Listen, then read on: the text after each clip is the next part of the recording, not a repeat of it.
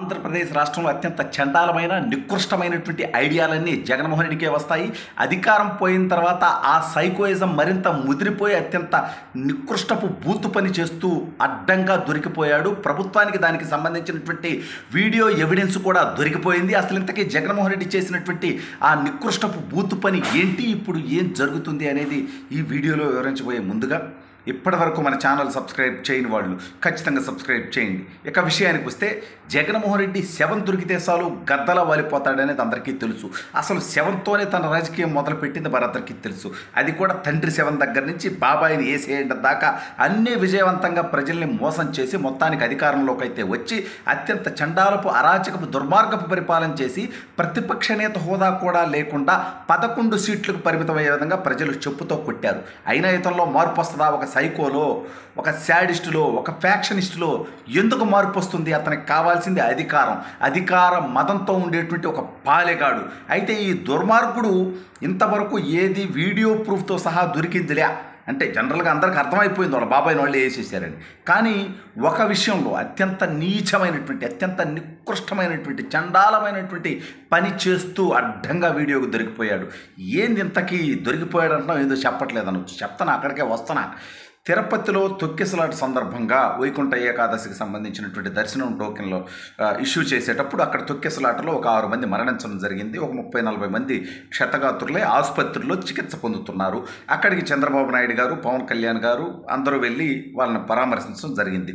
ఇందులో భాగంగా 11 సీట్లు ఉన్నటువంటి పులివెందుల ఎమ్మెల్యే, ఆ పార్టీకి 11 సీట్లు ఉన్నాయి, అతను ఎమ్మెల్యే కదా. ఇప్పుడు ఎమ్మెల్యే జగన్మోహన్ రెడ్డి కూడా పరామర్శకు పోవచ్చు. అయితే అక్కడ తనతో పాటు ఉన్నటువంటి నాకు పలకటం వచ్చు దుష్ట చతుష్టయము అని, కానీ జగన్మోహన్ రెడ్డికి రాదు కదా, అతనికి పలకటం అంతే వచ్చు కదా. అందులో ఒకడైనటువంటి ఏదైతే పెద్దిరెడ్డి, చెవిరెడ్డి, అండుకోరెడ్డిల్లో మిథున్ రెడ్డి, సుబ్బారెడ్డి, విజయసాయిరెడ్డి, అండుకోరెడ్డిల్లో ఒక రెడ్డి జగన్మోహన్ రెడ్డి రావటానికి, ఆసుపత్రి లోపలికి రావటానికి కొద్ది నిమిషాల ముందు వెళ్ళి 18 మంది క్షతగాత్రులకి, అక్కడ ఎవరైతే ట్రీట్మెంట్ తీసుకుంటున్నారో గాయాలయ్యి, వాళ్ళకి తెల్ల కవర్లలో డబ్బులు పెట్టి, వాళ్ళకి డబ్బులు ఇచ్చి, ఇప్పుడు మీ దగ్గరికి జగన్మోహన్ రెడ్డి వస్తాడు, జగన్మోహన్ రెడ్డితో పాటు మీడియా కూడా వస్తుంది, అవన్నీ వీడియోలు తీస్తారు మీరు మాట్లాడేవన్నీ. మీరు ఆ సందర్భంగా చంద్రబాబు నాయుడిని, తెలుగుదేశం పార్టీని, ప్రభుత్వాన్ని, టీటీడీని ఇష్టం వచ్చినట్టు తిట్టండి. వాళ్ళ వల్లే ఇది జరిగింది, వాళ్ళే ఇది చేశారు, వాళ్ళదే చేతగానితనం, జలగన్న ఉంటే ఇలా జరిగేది కాదని చెప్పి మీరు జలగన్నను పొగడండి, టీడీపీని తిట్టండి అనేటువంటి ఇన్స్ట్రక్షన్స్ వాళ్ళకి ఇచ్చేటువంటి చండాలం అంతా కూడా ఆసుపత్రి కదా, అదే సీసీ కెమెరాలు ఉంటాయిగా, సీసీ కెమెరాలో రికార్డ్ అయిపోయిందంట. ఆ దౌర్భాగ్యుడు పోయి 18 మందికి డబ్బు కవర్లలో పెట్టి ఇవ్వటం, వాళ్ళకి ట్రైనింగ్ ఇవ్వటం, దాంతోపాటు అక్కడ డాక్టర్లు, నర్సులు ఉంటారుగా, వాళ్ళు లేకుండా ఉండరుగా, వాళ్ళందరికీ గాయాలు ఉన్నాయి కాబట్టి ఆ డాక్టర్లు, నర్సులు కూడా చూస్తుండగానే, అంటే ఎంత వెచ్చలవిడితనం అంటే, ప్రజల్ని ఎంత వెధవల్లా వీళ్ళు ట్రీట్ చేస్తారంటే, అంటే డబ్బులు ఇచ్చి తెలుగుదేశం పడి ఇదేమి సైకోయిజం జగన్మోహన్ రెడ్డి. అప్పట్లో రోజాలు కూడా ఏదో వేదిక మీద మాట్లాడబోతే వైసీపీ మీటింగులో ఉమారెడ్డి వెంకటేశ్వర్లు వచ్చి చెవులోకి వచ్చి, జగను చంద్రబాబుని తిట్టమన్నాడు, ఇష్టం వచ్చినట్టు తిట్టో అని చెప్పి రోజాకి చెప్పిపోతున్నాడు. తిరుమల దర్శనాలతో 100 కోట్లు అడ్డగోలుగా సంపాదించి తిరుమల నిబంధనలను తొంగలో తొక్కినటువంటి దౌర్భాగ్యురాలు రోజా కూడా నిన్న మాట్లాడుతూ ఉంది. ఏం చేస్తాం, రాజకీయాల్లో ఇట్లాంటి చండాలం అంతా చూడాల్సి వస్తుంది. ఆంధ్రప్రదేశ్ రాష్ట్రంలో జబర్దస్త్ బూతు జోకుల కార్యక్రమంలో జడిజనుకుంటున్నావా ఇక్కడికి వచ్చి నోటికొచ్చినట్టు మాట్లాడటానికి? తిరుమలను నువ్వు చేసినటువంటి అపవిత్రం ప్రజలకు తెలియదు అనుకుంటున్నావా? అసలు జగన్మోహన్ రెడ్డి అనేటువంటి వాడు తిరుమల వెంకటేశ్వర స్వామికి తన అన్ని మతస్థుడు, ఏ మతస్థులైనా దర్శనం చేసుకోవచ్చు, ఓకే, కానీ కనీసం ఒక డిక్లరేషన్ మీద నేను వెంకటేశ్వర స్వామి మీద భక్తితో దర్శించుకుంటున్నాను అని ఒక సంతకం పెట్టడానికి నిరాకరించినటువంటి నికృష్టపు చరిత్ర జగన్మోహన్ రెడ్డి అనేది కూడా రాష్ట్ర ప్రజలందరికీ తెలుసు. అయితే ఇప్పుడు అంటే ప్రతి చోట తను అక్రమంగా ఈ ప్రజల దగ్గర నుంచే దోచుకున్నటువంటి సొమ్మును అడ్డం పెట్టుకొని దాన్ని చిల్లరగా జల్లేసి వాళ్ళతోటి చంద్రబాబు నాయుడు తిట్టి అమ్మ సైకోలు కదా, ఎట్టుల్ని కొడుతుంటేనో తిడుతుంటేనో ఆనందించేది ఎవరు? సైకోలు.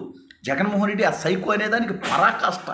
అందుకనే తెలుగుదేశం పార్టీ నాయకుల్ని తిట్టాలి, చంద్రబాబు నాయుడు గారిని తిట్టాలి, పవన్ కళ్యాణ్ గారిని తిట్టాలి, లోకేష్ అన్నని తిట్టాలి, టీటీడీ చైర్మన్ని తిట్టాలి, కమ్మవాళ్ళని తిట్టాలి, టీటీడీని తిట్టాలి, హిందువులను తిట్టాలి. ఏం చండాలం జగన్మోహన్ రెడ్డి, ఇదెక్కడ మానసిక వ్యాధి నీకు? నువ్వు వెళ్ళావు, పరామర్శించు, ధైర్యం చెప్పు, ప్రభుత్వానికి సూచనలు, సలహాలు ఇవ్వు, ఏదైనా తప్పులు జరిగి ఉంటే వాటిని ఎత్తి చూపు. అంతేగాని నువ్వు వెళ్ళి పరామర్శించే ముందు దుష్ట చతుష్టయంలో ఒకటి వెళ్ళి వాళ్ళకి డబ్బు సంచులు ఇవ్వటం ఏంటి, వాళ్ళని తిట్టమని ట్రైనింగ్ ఇవ్వటం ఏంటి, అసలు ఇటువంటి చండాలం బహుశా భారతదేశ చరిత్రలో ఎవరైనా చేస్తారా? నాకు తెలిసి ప్రపంచంలో కూడా ఇంత సైకోయిజంతో ప్రవర్తించేటువంటి ప్రజాస్వామ్య రాజకీయ నాయకుడైతే నాకు తెలిసి ఎవడు ఉండడు. ఇతను ప్రజాస్వామ్యాన్నే లెక్క చేయని ఒక నియంత, ఒక దుర్మార్గుడు, ఒక ఫ్యాక్షనిస్టు, ఒక హత్యలు చేసేటువంటి బ్యాక్గ్రౌండ్లో ఉన్నటువంటి దౌర్భాగ్యమైనటువంటి వ్యక్తి. ఇతను మరోసారి అధికారంలోకి వస్తానంటాడు. ఒరే స్వామి, ఒక్కసారి ఇచ్చినందుకే ప్రజలు పడినటువంటి బాధలతో జీవితకాలంలో నువ్వు ఇంకా ముఖ్యమంత్రి కాలేవు.